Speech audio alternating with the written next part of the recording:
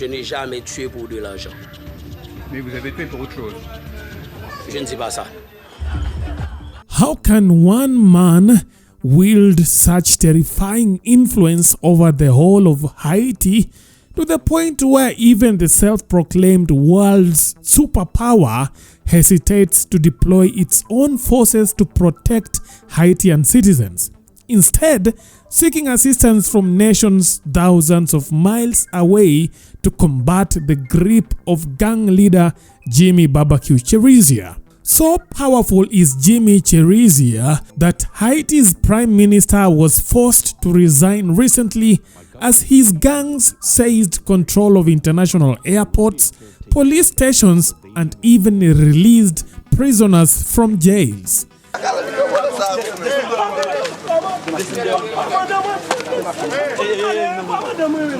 As Jimmy's name spread across the internet, reports of numerous massacres perpetrated by him raised questions. Is Jimmy acting alone, or is he backed by shadowy figures funding his campaigns of terror in Haiti? Meet Jimmy Cherisier, once an elite police officer in Haiti, now the leader of a gang federation known as the G9 Family and Allies. Often seen in public wielding a gun, Jimmy wears a chain adorned with the Illuminati triangle, sparking intense speculations online about his affiliations with the Illuminati. Some theorize that Jimmy may be associated with the Illuminati, explaining his seemingly invisible status. Adding to the mystique, recent viral videos depict Jimmy's gang members transforming into cannibals, consuming their enemies after eating them alive, earning Jimmy the nickname Barbeque, hinting at a gruesome possibility that he may indulge in such acts, or he might be a cannibal too.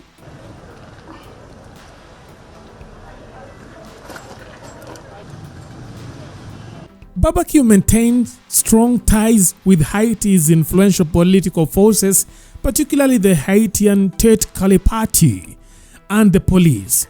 He has recently challenged the Haitian government, demanding the resignation of interim President Ariel Henry, exploiting the power vacuum left by former President Jovenel Moise's assassination and aligning with the political elites once loyal to Moise. In November 2017, he participated in an alleged anti-gang operation resulting in the extrajudicial killing of at least 9 innocent civilians in the Grand Ravine neighborhood of Port-au-Prince.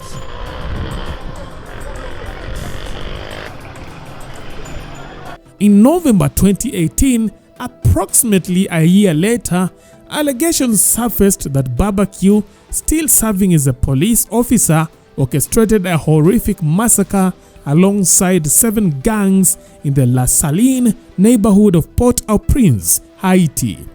Eyewitnesses claimed to have seen Barbeque conversing with former government officials Joseph Pierre, Richard Duplan, and other gang leaders during the brutal assault. This event marked Haiti's deadliest massacre in over 10 years, resulting in the loss of at least 71 lives. Subsequently, Barbeque was dismissed from the police force and authorities issued a warrant of his arrest. Despite the warrant, Barbeque managed to evade capture and went on to participate in a harrowing 4-day onslaught in November 2019, targeting the Bel Air neighborhood of Port-au-Prince. Alongside members of 4 gangs, Barbeque set numerous homes ablaze and claimed the lives of at least 25 or rather 24 individuals. Je n'ai jamais tué pour de l'argent. Mais vous avez tué pour autre chose. Je ne dis pas ça. Leading up to these atrocities, Barbeque allegedly received support in the form of funds, weaponry, police attire, and government vehicles from high-ranking officials within Moise's administration. Now, these massacres, primarily directed at opposition strongholds across the capital city, served the interests of both senior state figures and Barbeque. The government could suppress dissenting areas while Barbeque solidified his position as the leader of the Delmas 6 gang. In May 2020, Barbeque's involvement was again implicated in further attacks within the capital, resulting in the destruction of numerous homes and the tragic death of residents through burning and gunfire.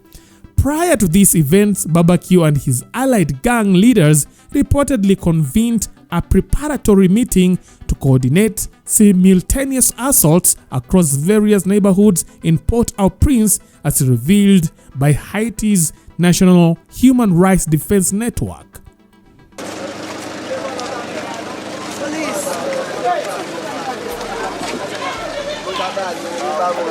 The attack served as an immediate precursor to the formation of the G9.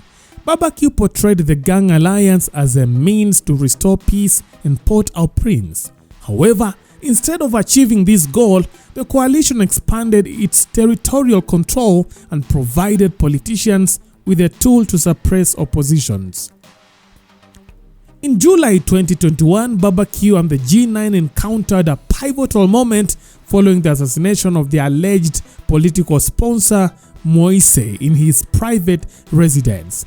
According to a senior government officials interviewed by the Inside Crime, prior to Moise's assassination, 50% of the G9's funding came from the government sources, 30% from kidnapping, and 20% from extortion. However, following the assassination, government funding decreased by 30%.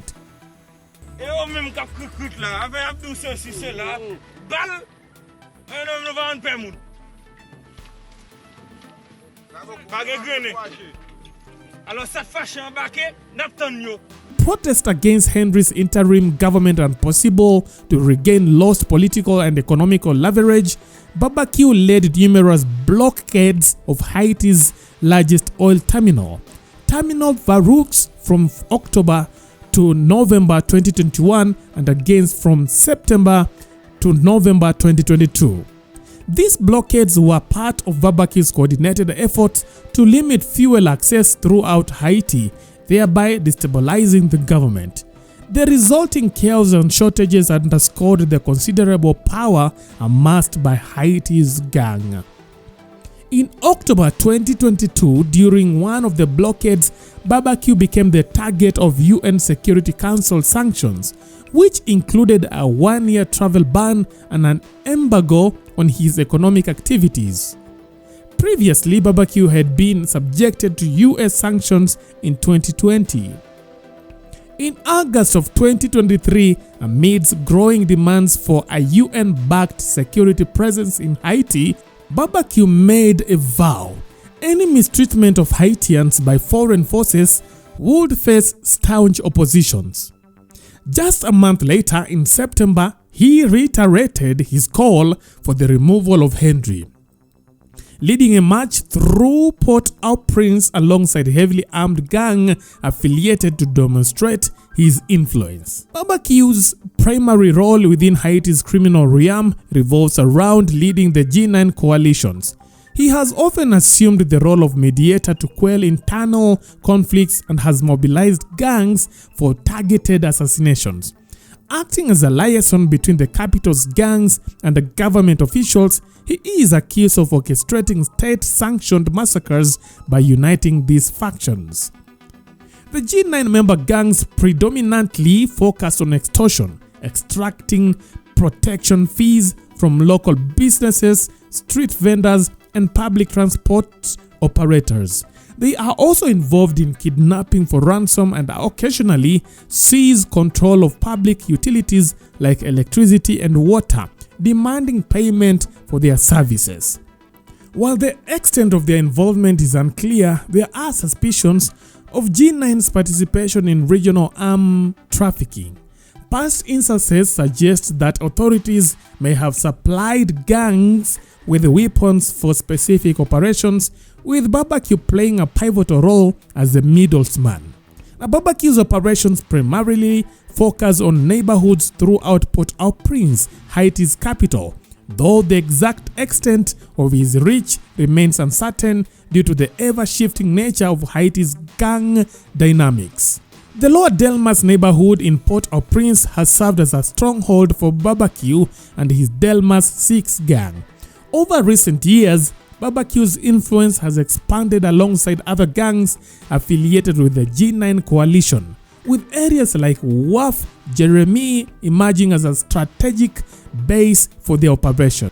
Barbeque has asserted control over various areas, including Bellecourt, Delmas, La Saline, Martissant, Port Rouge, and Fontamara within the capital.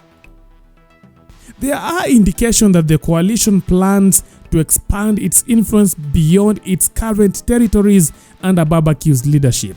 Now, Barbeque's leadership within the G9 coalition has demonstrated its capability to assert control over significant territories and essential infrastructure. Moreover, their political connection extends to the upper echelons of the Haitian government, while Barbeque enjoys support from citizens across many Port-au-Prince neighborhoods, consolidating his position as a formidable figure in both criminal and political realms.